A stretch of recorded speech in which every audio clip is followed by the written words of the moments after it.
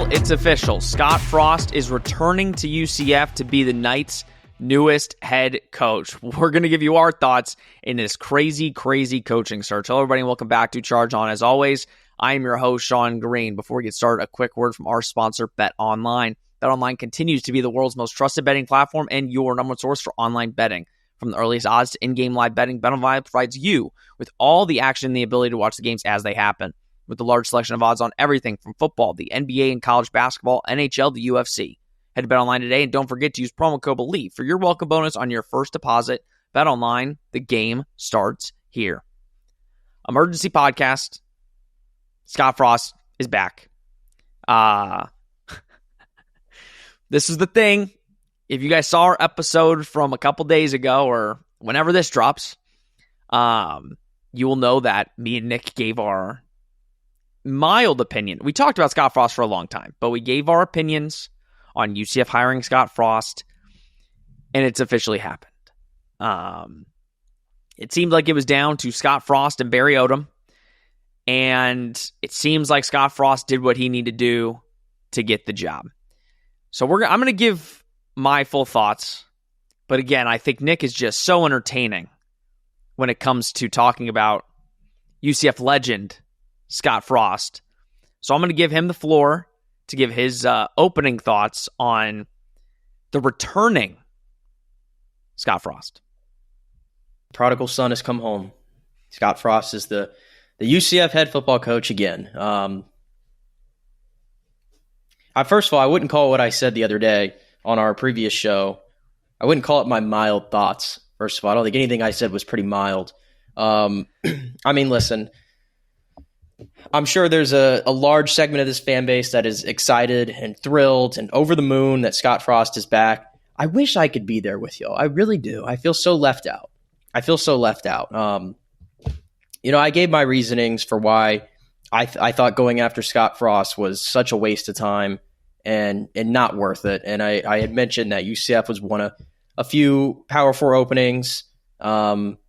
There was such a long list of candidates. This was a crazy week and a crazy ride that we just sort of went on with all the rumors that were going out. And one day we think it's this guy, one day we think it's that guy. And then Scott Frost's name just sort of took over, and there was this groundswell movement to hire him. You have people that are legitimately saying, like, if Scott Frost comes back, I'm gonna become a season ticket owner. I'm gonna be a donor. I'm gonna do this. I'm gonna do that. And I really don't know. I really don't know what else to say from the other show. I'll stand by what I said. For those who didn't hear it, in that when people bring up the arguments of, oh, well, Scott Frost has already proved that he can win here and he can recruit here, and my instant rebuttal to that has been and it always will be until proven otherwise, is that it's a different time period. I mean, that was 7-8 years ago.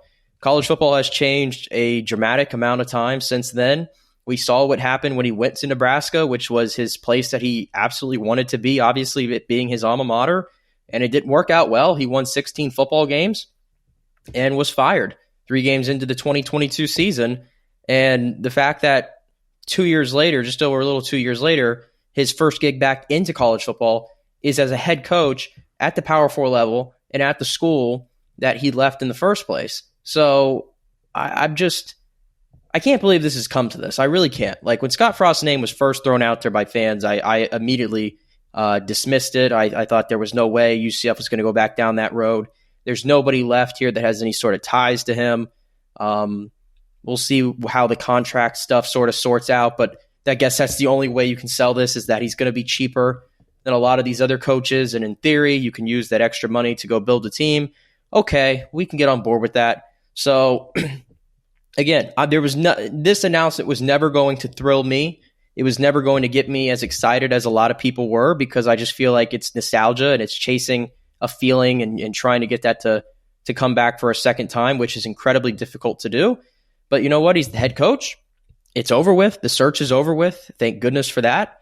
And other than this show, I guess there's no sense in me continuing to speak out against it, because it's happening, whether I like it or not, whether you like it or not, it's happening. He's the head coach. So you have nothing else to do but support him and see what happens. So I'd love to be proved wrong. It's not like I'm going into this and I'm going to be like against him from day one. I want him to do well. I think we all want to do well. I think the ultimate goal, everybody, is to win a national championship. I don't know if that's realistic at UCF. I really don't. But that has to be our goal. I know that's Terry Mohajir's goal. So is Scott Frost the coach to get you as close to that as possible? We'll see. We will see. He's got a lot of work ahead of him now, and as we transfer into the transfer portal opening up here, so we'll see what this roster looks like. I know that when he was here before, he recruited a lot of guys and on speed, and he prioritized that. He's in the state of Florida now again. Let's see if he can build this thing sort of similar. I hate that word. You guys know what I mean. But yeah, I guess I'm just in wait and see mode. But off the jump, you know that I'm not. This was definitely not candidate number one for me whatsoever. All right. So, listen. I think UCF fans are they can be very smart, right? I think the fandom can be smart and understand. I mean, there were a lot of people that wanted Gus gone a while ago, before even us. We waited a long time. The fan base has kind of rallied around Scott Frost in a way, Nick, that we haven't really seen with a candidate, really, at least in the last decade. When you talk about, even when they signed Gus Malzahn, a good chunk of the fan base wanted Jeff Lebby. A good chunk of the fan base was really mad that Gus Malzahn got hired. When we hired Josh Heupel, it didn't seem like a lot of people in the fan base were happy. Partially because they didn't know who he was. And that turned out, ultimately, to work. Didn't recruit as well as you would have wanted at UCF at that time, but still, it was a results. It's always been a results business, and Josh Heupel put a decent result out on the field, a really good result, really. I think if you're trying to play into the nostalgia and you're trying to get fans to gather around and get hyped for a team, this was the right hire. If you're trying to get fans to feel like they did in 2017, where you're winning a bunch of games, you have the names you love, like Mackenzie Milton, which I don't know if he's going to be on staff or not.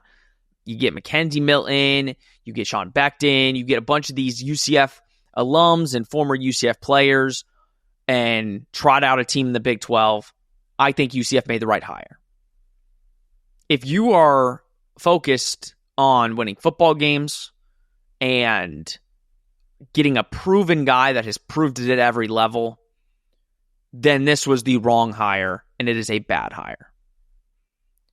You had coaches. Now, granted, we don't know. We have no idea if Barry Odom was interested. We don't know if John Summerall was interested.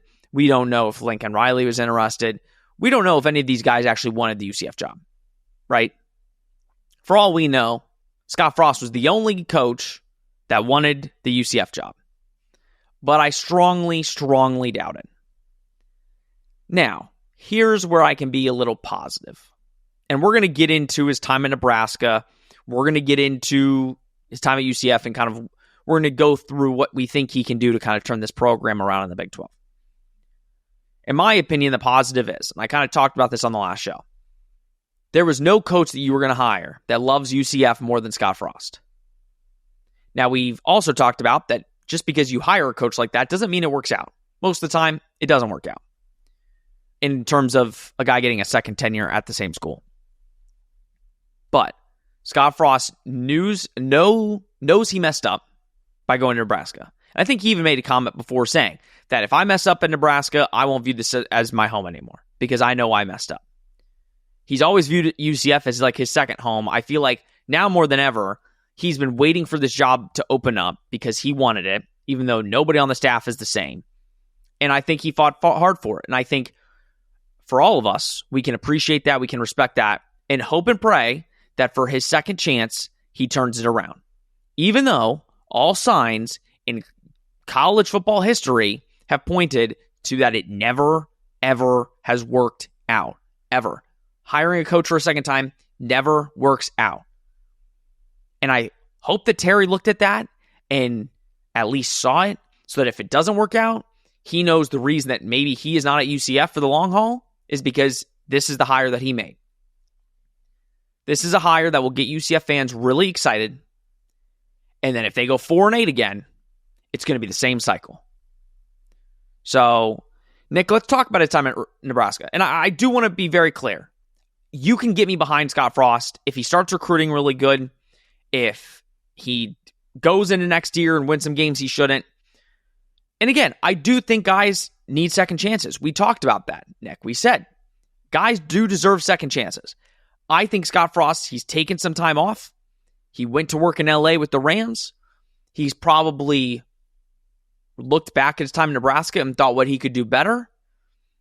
But in all intents and purposes, for us talking about this right now, this is a really good nostalgia hire that is going to get fans really excited. But in the grand scheme, the likelihood of it working is much slimmer than it not working. I mean, yeah, that's kind of how I feel about it. I think he's the biggest risk of all these guys. And I know people are going to say, well, it's a risk to go get a coach that's never been in the Power Four to begin with. And just because he's won at the lower level doesn't prove he's going to win at this level. You may be right. But that's sort of how this thing typically works. Like, those guys excel at the lower level, and then they get to the big stage, and a lot of them pan out. Do I even have to should I bring up Kalen DeBoer's name, for example, who was at very small colleges and won a lot, and then he got to Washington and he won big? Should I bring up Kurt Zanetti, who was at small colleges across the country for years and won big everywhere? Mr. Google me, and goes to Indiana, and they're in the college football playoff in year one. There are far more examples, I feel like, of that working than going back down the retread sort of scenario. And for just to bring up a couple examples of it not working the second time around, I think everybody's going to point to Mac Brown. We could start there, where Mac Brown did really well his first time around at UNC, winning seasons in his final 8 years. And then he comes back. They went 44-33, had some really good rosters, but never could quite get over the hump. Greg Schiano was at Rutgers way back when and had some success there. And then he came back now, and I think they had 3 losing seasons, and they've had 2 now in a row. But I think, 6-6 this year maybe, or 7-5. It's not like it's like something crazy. So, and there's some other examples as well mixed in there from way back when that did not work out either. So I don't know, Sean. I know everybody's just so gleeful. I really do. And I don't mean to burst anybody's excitement bubble here, but I don't know. We'll see. We'll see what happens. Like I said, I would love to be proved wrong. If anything, like you said, it's going to give some immediate excitement to a fan base that has desperately been looking for something to latch onto. And then you mentioned, well, what happens when UCF goes 4-8 next year? How people think. Well, I got news for you. We'll see how this roster looks, what this roster looks like, but it could be rough for a year or two. It could be. And we'll see then what people start to think. But yeah, that's sort of, we can go dive in now a little bit into what happened at Nebraska for him, maybe why that did not work out. But yeah, and we'll but I was actually going to say, I was trying to figure out what I was forgetting to say there. And I just brought it up, or just thought of it again, rather. For what it's worth, and I know I said this on the last show, of course, all his former players were vouching for him to get this job. And that's very understandable. And a lot of times I would take it with a grain of salt, though, because former players is former players. But for what it's worth, I did speak to Shaquem Griffin in an interview about 2 months ago. And we were sort of reminiscing about that 2017 season and everything that happened and how they led to there. And Shaquem had a lot of really interesting things to say, I thought, about Scott Frost. I know you listened to the interview too, Sean, that I was a part of with him. And just mentioning some things about how, guys weren't really getting that opportunity. And then when Scott came in there, he kind of it was a clean slate right away, specifically for a player like Shaquem Griffin, where it's like, hey, you're going to play. We're going to let you play, and we're going to see what happens. And so he definitely had a hold of that locker room, clearly. When you go 13-0, players clearly loved him and all those things. So, I think there was a lot of good things that came out of his time here. I think my question that I'm just hung up on is 8 years later, how's that going to translate now? I think that's the thing I'm stuck on, but there is certainly some good things he did here before. Yeah. And I think you hold on to those things and I think people are going to look at us and say, well, you can't discredit what he did. You can't discredit what he did in the 2 years at UCF before he went to Nebraska. And that's true. You really can't. You can look at the league UCF was in, but they still had really good wins. They beat Auburn in a bowl game. You can't discredit it. No. And you can even say at Nebraska, if you look at his time in Nebraska, it was not great. We're going to go through the records. We're going to go through all that. But at his time at Nebraska, a lot of his former players still to this day stick up for him. It still to this day would go through a brick wall for him. So even though the situation was that bad at Nebraska, it wasn't that the players were not believing in Scott Frost. It comes down to it's results business. We've said this on the last couple podcasts. And when you look at Scott Frost's results at Nebraska, he went 4-8 in 2018, 5-7 in 2019, 3-5 in 2020, 3-9 in 2021, and 1-2 in 2022 before he was eventually fired. And obviously the 3-5 season in 2020 was the shortened COVID season. So his best season at Nebraska in the 5 years he was there was 2019, and he went 5-7. Let's look at his conference records. He never won more than 3 games in the conference. Never won more than 3 games. So he went a combined 16 of 31 in his time at Nebraska. Yeah. 10-26 in the conference. And I want to make it clear, I get it. It was the Big Ten. Well, let me throw some numbers on there. And I don't know if you have these in front of you, but they're in front of me, but I think they add context to the stuff you're saying. Are you talking about recruiting rankings? No. I have that next. So no. This goes into some of the losses that he had. I don't know if people recall, they had a lot of tough losses when Scott was there, and almost to an historic level. His last 13 losses at Nebraska all came by single digits. Like, that's almost like impossible to do again. All 9 of his losses in 2021 were by single digits. That's the most since 1936, when the AP Top 25 era came out. And then he was 4-21 in games decided by 7 points or fewer. So at the end of the day, losses are losses. Maybe the losses weren't as extreme as some other losses, but again, losses are losses. They just could never finish in those games, if you recall, and that sort of contributed to his downfall there, quite frankly, at Nebraska. And whenever this whole week, I've been doing a lot of research into Scott and everything, and there was actually a piece done on him, I think with Dennis Dodd back in August, actually, where he was sort of professing why he wanted to get back into, or why he was itching to get back into coaching, specifically at the collegiate level. And he actually had a quote in here about UCF that I will read. And again, this was from Dennis Dodd back in August. He said, "In 10 years, UCF could be a national power. It's the best college town in Florida by far. At Orlando, the campus is beautiful." And so this was back in August. I think it's clear that he's always wanted to come back to UCF. He's always felt like that was the chance where maybe he left a little early, but was anybody going to blame him for going to Nebraska? No, absolutely not.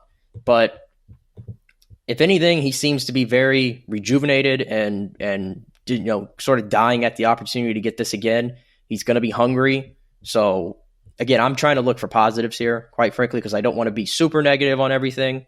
But I think those are sort of the things that you might hold on to with this hire. Well, I've brought it up, and I think that's where I can look at it as a glass half full situation, where there was no other coach that you interviewed that was going to love UCF more than Scott Frost. And that's plain and simple. You're not going to find another coach, and again, maybe this is just hyperbole and it's stupid, but there's no coach as hungry as Scott Frost to make sure that he makes the most of this next opportunity, right? Like, John Summerall is going to get that next opportunity. Obviously, he wants to do good with it, but his name is as hot as ever. Everybody wants John Summerall. You have a Barry Odom, which he's rejuvenated his career, right? Getting fired at Mizzou, DC at Arkansas, and then gets the head coach at UNLV and turns that program around and has a bunch of winning seasons. They've only had 6 winning seasons in their entire history. He has 2 of them. So Scott Frost, more than anybody, is hungry to make sure that, because listen, his name has been dragged through the mud by us, by the college football world. Nobody believes Scott Frost is a good coach. Genuinely. So, regardless of what next stop he was going to take, he was going to make sure he made the most of it. Just the fact that he's at UCF, the place where he's had the best times as a head coach in his career and is looking to have that rejuvenation, I think can work. With that being said, it usually has never worked. So, let's kind of talk about let's talk about recruiting a little bit, because I think a lot of people, and this is a positive and a negative. The positive is Scott Frost has recruited in Florida. When he was here, he did make that an emphasis. He did put an emphasis on recruiting the area. When Heupel came over and took the job, he kind of put all that in the mud, which is why a lot of people didn't like Heupel. It's because Heupel recruited everywhere but Florida, it seemed. When Frost went to Nebraska, and I've got the On3 rankings from the time he was there in the national ranking. Now, with that being said, this is also Nebraska. It's Big Ten football. Nebraska does have a lot of resources. We've noticed that now, how they've kind of rejuvenated their program. But in 2018, and this is On3 rankings, they had an 18th overall national ranking in 2018. Then if we go to 2019, and there's a positive and negative to this. 2019, it was 17th.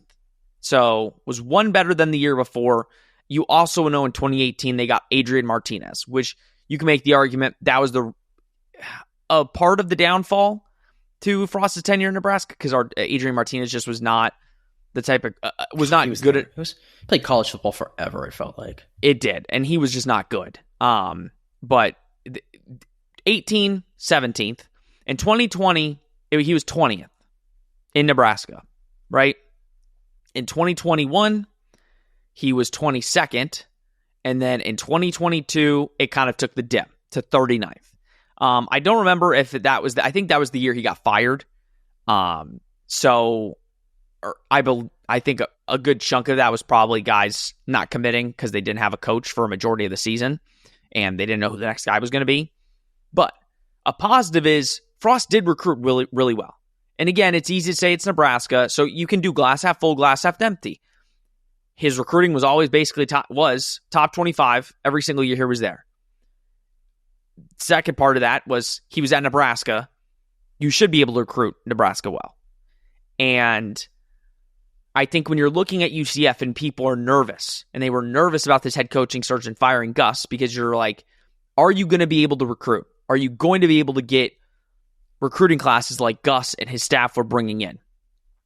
I think if you add nostalgia into a Scott Frost NIL landscape, which Scott Frost has not been able to, no, he hasn't been in the NIL era, but if you put him in that, I think there is a chance that UCF can kind of keep that momentum, because Nick, Scott Frost is going to stay and really recruit Orlando and Florida, which was always the negative with Heupel, but I think Gus brought back. So talk about his recruiting prospects or aspects a little bit, and the positives and negatives to Scott Frost in that aspect.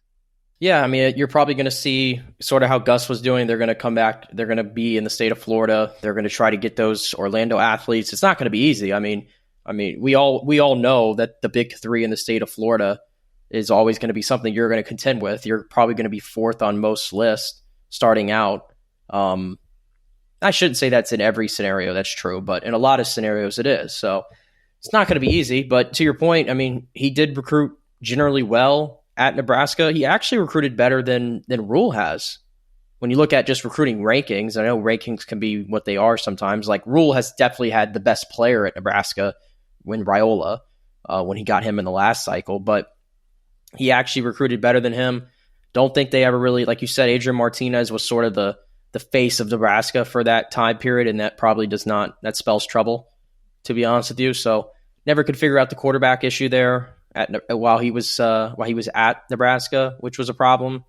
Clearly, coming into here, the quarterback position is up in the air, I think, as it's been at UCF in a pretty long time, to be honest with you. I felt like every other year we sort of knew who that guy was going to be. We really don't know now. We really have no idea. if it's on the roster or if it's not on the roster. No idea there. So he's going to have his work cut out for him. But, it would be kind of interesting to see if he sticks to the same philosophy of what made him successful the first time. As I mentioned earlier, where he went after a lot of guys, he prioritized speed and getting those, high athlete sort of guys into his offense. And I mean, there's one thing that excites me. It's like, if he runs the same sort of offense, like, can we expect to be fast again? Like, are they going to get that identity back? I think we watched that under Gus. It sort of got slower and slower and slower. And the whole thing with substituting every single play and having to use timeouts at the weirdest time in games because the defense obviously was answering that substitution. So are there some things there that he can get back to be successful?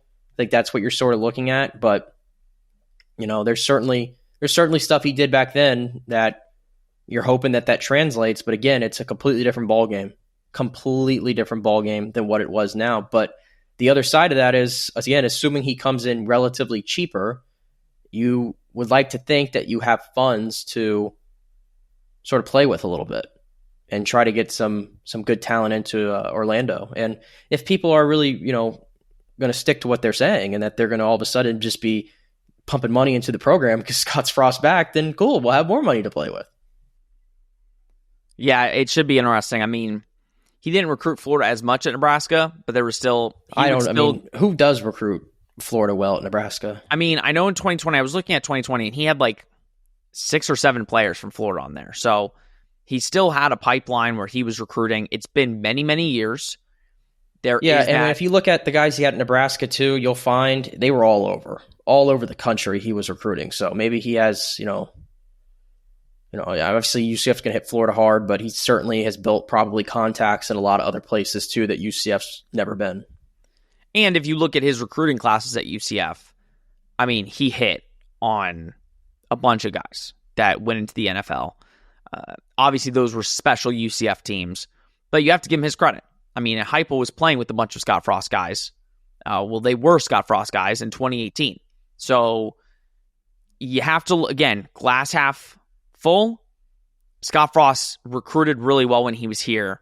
This was also in the American, but you think that with his recruiting in Nebraska that he can come back to UCF now in a Power 4 conference and is able to somewhat replicate that and put on a good show in recruiting for UCF and keep that momentum. Because again, the brand it's an all-time high and it's taken a dip since Gus has left. I think you could still get those top guys to stay. You look at a Tavion Swint staying. You look at a Tony Williams staying. You look at a Wade and Charles that are staying committed.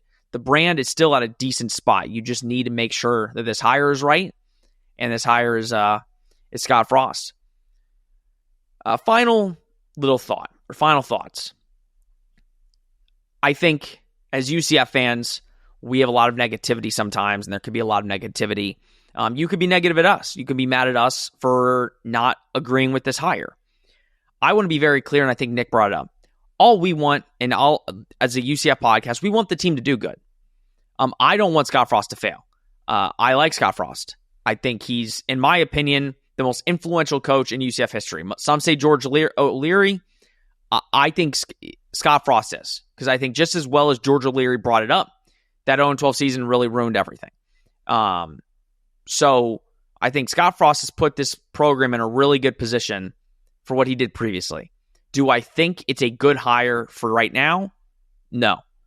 But I think that if he really took the 2 years to really look at what he would do differently and really took the time to relax, which I think he did, he took the couple years off, then I think this could potentially work. But he's got to learn the college game again over quickly because it is a whole new landscape, a whole new ball game than what he was in previously. Nick, I'll give you the floor. And the other part of this too, I'm almost surprised that Terry Mohajir would sort of do this.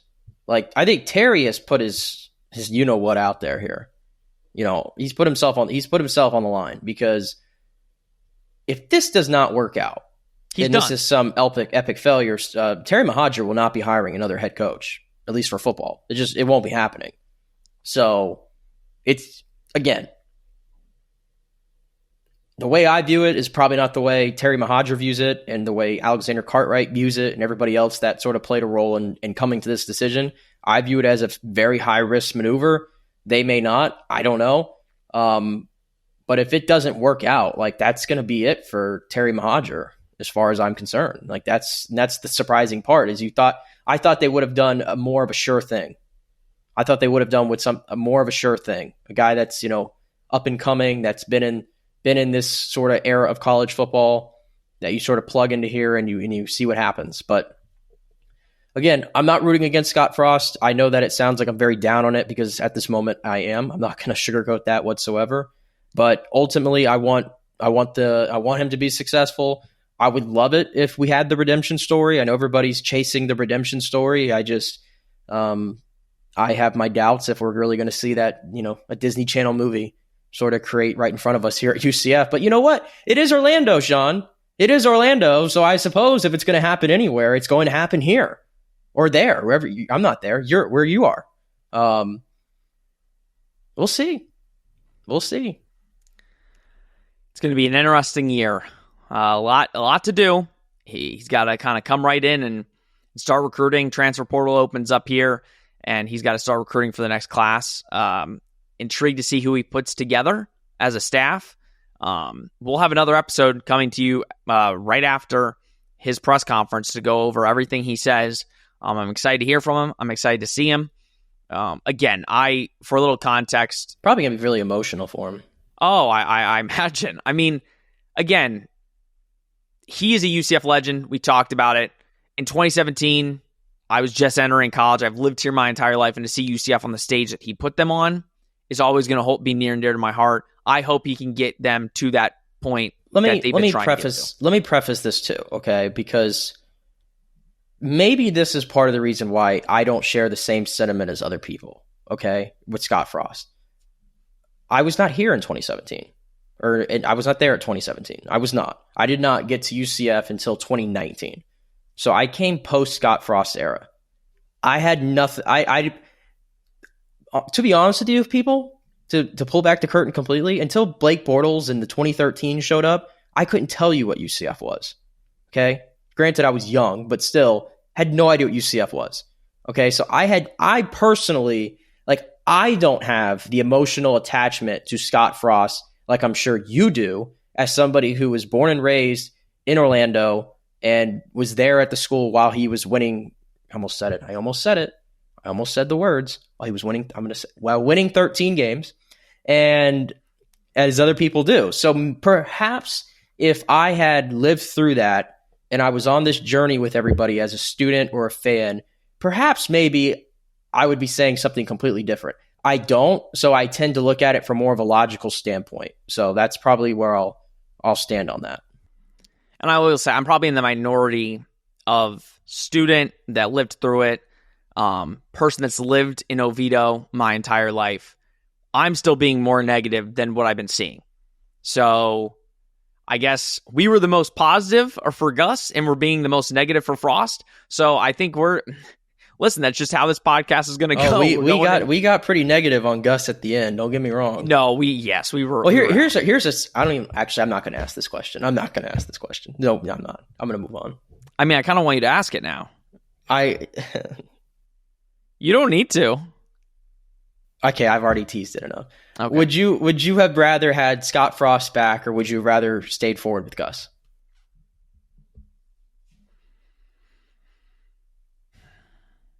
It's actually a pretty good question.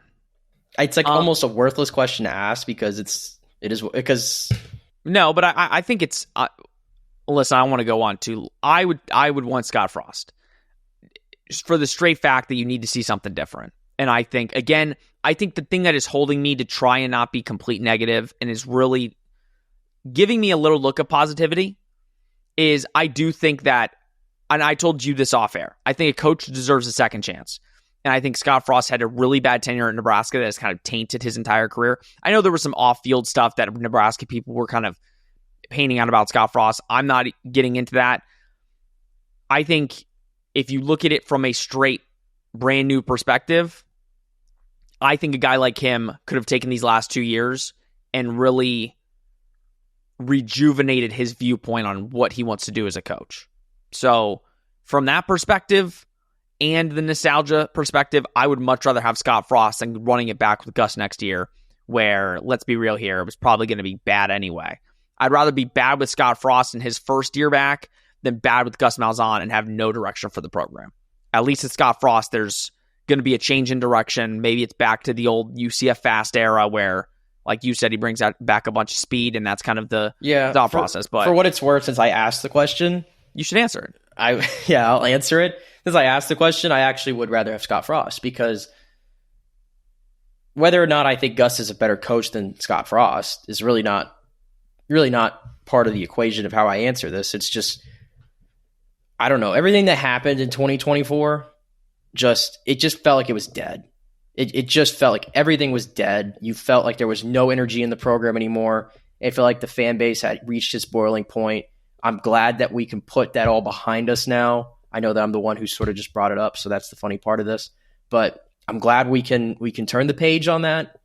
The one thing is, when you bring in a new head coach, it's like a fresh start. It's new beginnings.